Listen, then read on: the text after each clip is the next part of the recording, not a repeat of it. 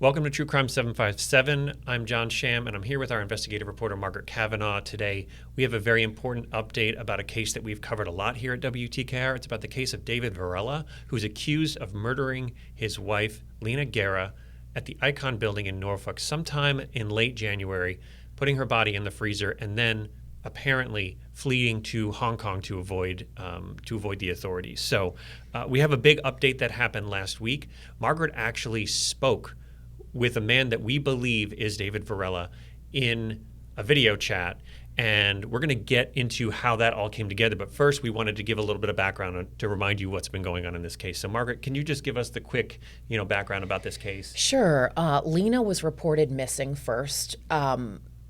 There was a flyer sent out. A few days later, police released that her body had been found. Later, we learned that her body had been put into the freezer at the Icon apartment in downtown Norfolk, where she lived with her husband, David, and that David was missing. Court records outline that they believe that he fled to Hong Kong, and he has been indicted on first-degree murder and concealment of a body.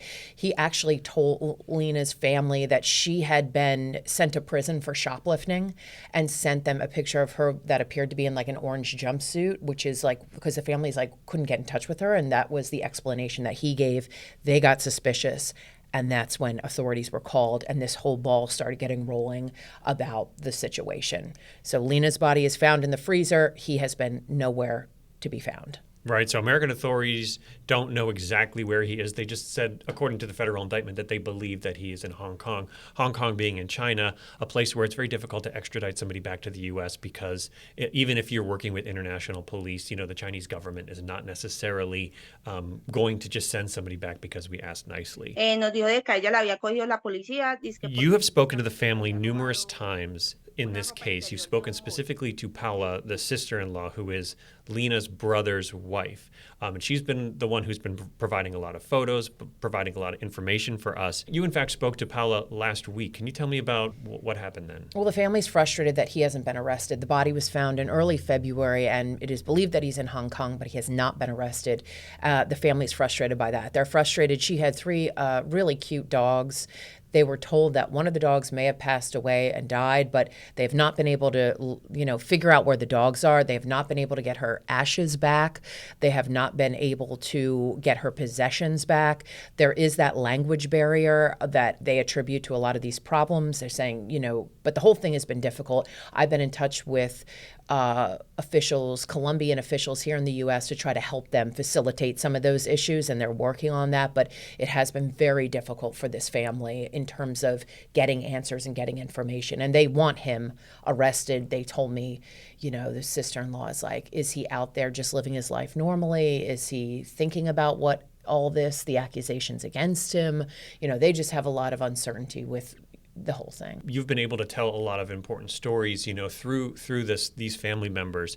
Those stories ended up being really important to what happened with us last week. You called me on Friday with this interesting piece of information that you had gotten a DM from people claiming to know where David is and to have met him in China. Right. So as the digital director at WTKR, I monitor a lot of the comments. I monitor a lot of our DMs that we get from people on Facebook and Instagram. A lot of people send us pictures from crime scenes and other things that are really important that we use in our coverage. And I got this message Friday afternoon, and it just said, I'm going to read the exact quote, "Hi, I guess I know where David Varela is." And there was a picture, and it's actually this picture you can see here on the right-hand side. And at first I was really skeptical because I was like, hey, that's a profile shot.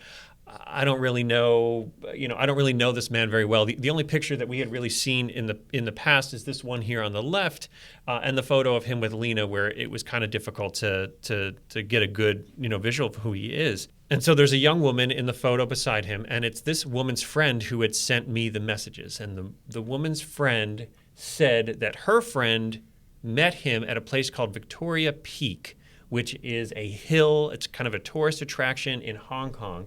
And you can't see it in this picture, but we'll put it up on screen. The Chinese text written at the top of the screen verified that this was taken at Victoria Peak. So I continued this conversation with her, and I asked a few more questions because, again, we were approaching this with a lot of skepticism. We don't want to just assume, hey, this random person we get a lot of fake spam and things that people send us online. So we started looking at this photo a little bit more closely and noticed some tattoos on the arm. So I said to Margaret, ask Lina's family if David had any tattoos. And so she asked the family without showing them the photo, and she said, yeah, he's got several tattoos on his arms, and he has this one tattoo, and she repeated the text. She told me that he had a tattoo on his arm that said Veni, vidi, vici, which you can see in the picture, and you can see in the picture that the Russian women had sent to us. So that was the first indication that, wow, okay, could be very much connected. When she sent those words without even seeing the picture, we thought, okay, wow, that's a huge connector between this person in the picture and David. And so then you did send the photo to Paula, the sister-in-law, and she confirmed at that point, absolutely, yes, that's him. What did she say when you sent her the photo? She was shocked.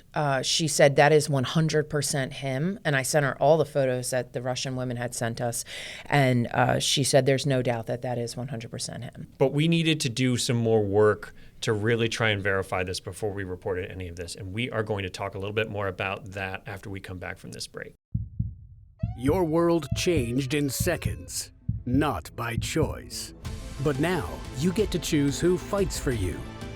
At Corseland Law, we don't just handle cases like the other firms. We go to war to get our clients paid for their injuries. Personal injury, real people, real stakes. Let us carry the weight. Free consultation, fierce representation. Corseland Law, because this fight is personal. Welcome back to True Crime 757. We are talking about a strange update that happened last week on Friday in the case of David Varela. Again, he's wanted. There's an international manhunt going on for him, wanted for the apparent murder of his wife, Lina Guerra, that happened in late January. So I'm continuing to have a conversation through DM with this woman who, according to her friend had gone on the date with David. They sent us this photo. Someone else in our newsroom, brought up, hey, there's a lot of AI photos out there. How do we know that this photo wasn't somehow AI generated, even though we believed the tattoo part couldn't have been made up because, again, the only public photos that we had of him did not show his tattoos. So we used some of our AI tools that we have here at WTKR to verify that this photo wasn't AI generated. So a few things that I just want to go through real quick. So when we had AI do the analysis, it said that there was consistent perspective and geometry in the image. A lot of AI imagery sometimes mess up repeating structures, railings. Everything looks regular and mechanically consistent. Some of the human details, which, if you've ever seen a bad AI video, you've seen sometimes they mess up hands, things like that. Natural human details, clothing folds, tattoos, posture, body proportions all look plausible. The tattoo lines on the man's arm look crisp and intentional, not smeared or nonsensical. And they said the same thing about the signage in the background with the Chinese text. Everything with the Chinese lettering looked consistent and accurate, which of course it did also translate and tell us that it said Victoria Peak. Realistic background clutter, people sitting at tables, reflections in the glass, depth, layering, all look typical of a busy tourist location. We're starting to feel pretty confident that this is truly David and that these women are telling the truth. Just as journalists, we are naturally skeptical of things. And the women sent me a few phone numbers. One of the phone numbers was the phone number of her friend so that you could reach out to her directly and have a conversation with her and ask her some questions about her relationship with David. The other two phone numbers were phone numbers that she said that she had for David. So then you called the number for David. What happened? With Lina. Yeah. Did you have any comment about the accusations regarding Lina? David answered the phone. The person we believed to be David, it looked like David. I said, as soon as he answered the phone, I said, I'm looking for David. And he said yes. And I said who I was. And I said I was inquiring about Lina. And as soon as he heard that, he took his hand and covered up the screen, the lens on the phone, and then hung up the phone. I tried calling back. I tried text messaging him through the app, but he did not answer, and no communication since. But it did look like him when the video went through and he answered. So you reached him via the Telegram app. What is a Telegram app and why did we have to use that? I used Telegram to communicate with him that is an app that is used overseas. We kind of looked into this a little bit too. I hadn't really looked into what's called the Great Firewall of China, obviously a reference to the Great Wall of China, but basically the Chinese government has put some guards in place so that some of its citizens cannot access things like, you can't go to the New York Times website, WTKR.com. You can't go on normal, apps like social media apps that we use there. So they have something like Telegram, which allowed us to communicate and has also allowed them to communicate with him. So then you continued your conversation after talking with David, or the man we believe is David. You continued your conversation with this woman who said that she had gone on a date with him. What else did she tell you? It was so interesting. And so I sent her a list of questions because there is a language barrier. And so I sent her the questions, and then she sent the question answers back to me and said she was in Hong Kong with her friends. We met a man while waiting in line at an attraction. He introduced himself as David and said he was looking for a Russian wife. He asked for my number and wrote to me that same day. We stayed at Victoria Peak for about 20 minutes and said goodbye. He said he was looking for a job in Hong Kong and that he's been there for about a month already. He said he lives in Miami and is a U.S. military man. We started texting, and he suggested coming to Hong Kong again. A few days later, I arrived and I spent the day with him. He didn't look dangerous or aggressive. I returned to Russia and we continued to communicate. Today, my friend typed his name into Google and came across your article. And that's what led them to reach out to us. A couple of things in there that are connected to stories that we've told. So we know that obviously David was living in Norfolk before he left when he was with Lina, but we also know through family that they met when they were in Miami. And the part about him being in the military, we also know that he was a Navy reservist, had been in the Navy prior. So some of that stuff actually was true. It's just pretty amazing that he was using his real name and sharing some of this information, because these women clearly were able to, you can just imagine, hey, I went on a date with this guy. I flew to Hong Kong to see him again. And then my friend Googles him and finds an article that he is accused of murdering his wife. What an insane thing to stumble across about some guy that maybe you met and seemed friendly enough and wanted to date you, or maybe even do more than that. Yeah, and they had been continuing talking, and so I know that there's a element of concern for her safety. We're not identifying who she is or anything about her. But yeah, people do that frequently. They go on dates, or you meet someone online, and then you Google their name. I think that they told me they were shocked to learn what our articles said when they came across them. Right. And again, we're not going to identify these women.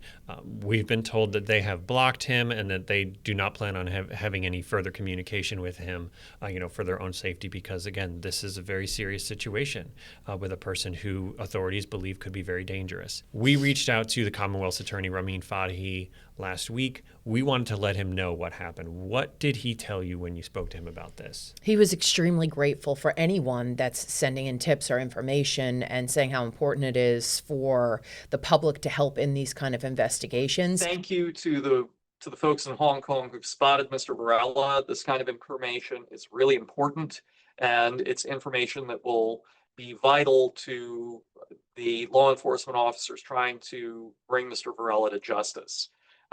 It is always helpful to have more information. I'm anxious to have Mr. Varela back in the United States to extradite him so that he can face justice in our courts here in Norfolk. That is what justice demands, and that is what I'm waiting on. He also stressed, though, that it is difficult when you're dealing with certain countries trying to get people back. Finding a fugitive is the first step. When a fugitive is overseas, unfortunately, we have to wait on the authorities in the overseas country to take action. It's good to know and good to be able to narrow down where a fugitive is, but even when the United States government knows where somebody is, it's still not the end of the line. It requires local action, and this is why international cooperation and good relations between countries makes all the difference. A country that is favorably disposed to us is more likely to take action than one that is not. And of course, we had reported this before, but even working with international police, we are not on the friendliest of terms with the Chinese government, and so it could be very difficult for them to get him back. I've seen cases big and small where the news covers a crime, where the public steps up and offers information, and where that information leads to the arrest of a wanted fugitive. Like in this case, that information is vital. This information, anytime someone has information about a crime, big or small, please pass it on. It can make all the difference. What happens now? They continue to look for him, bring him back. We don't know what is going on behind closed doors with authorities at that kind of high level. I know that Lina's family is desperately seeking for him to be arrested. They want closure. We are continuing to try to help them get her ashes back, to get information about where her animals are and her stuff. But the whole thing has just been a very difficult and complex, very complex case. Very, very complex, very tragic.